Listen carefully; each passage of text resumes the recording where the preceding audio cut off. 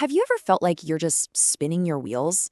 I mean, you're working harder, you're putting in more hours, but instead of making progress, you just end up with more chaos.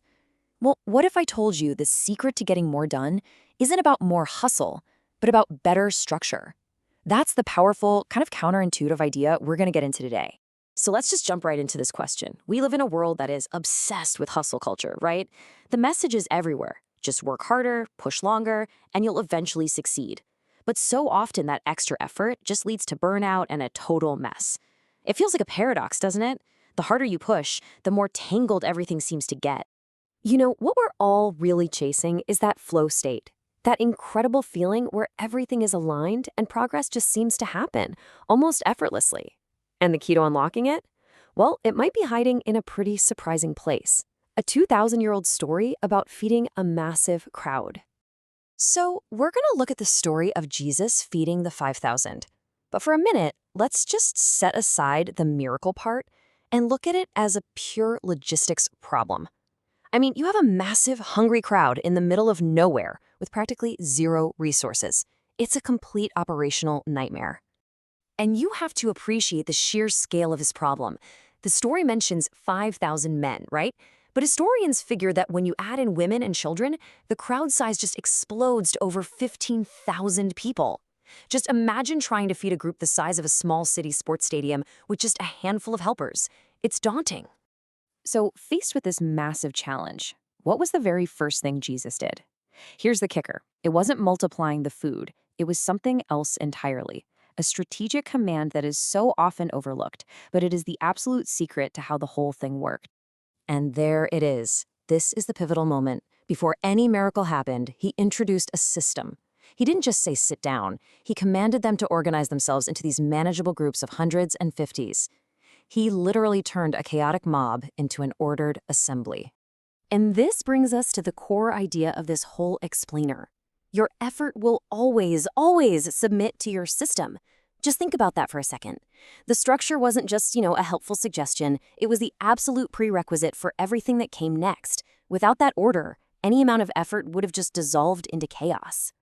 So why was this command so critical? Well, think about it. With 15,000 hungry people and only a couple of baskets of food, what would have happened? A stampede, total chaos.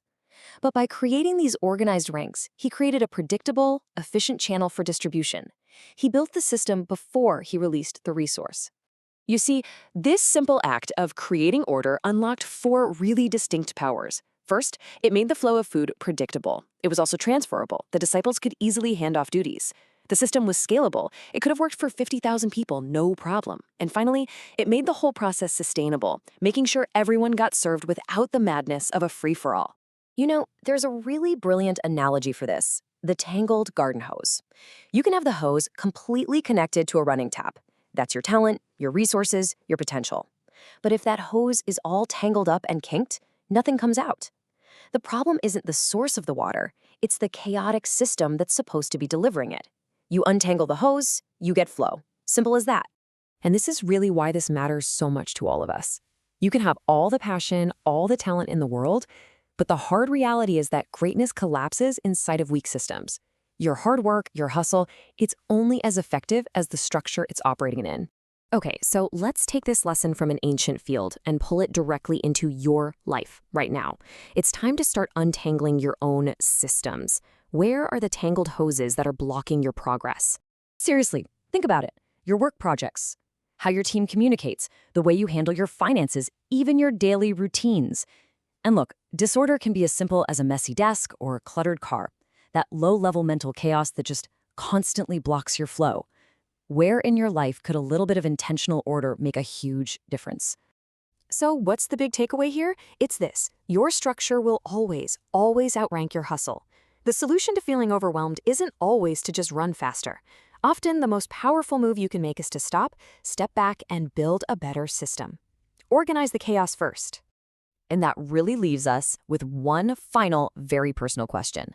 I want you to look at your work, your finances, your daily life. What is the one tangled hose right now where a lack of structure is blocking your flow? Because identifying that, well, that's the first step to finally unleashing your real potential.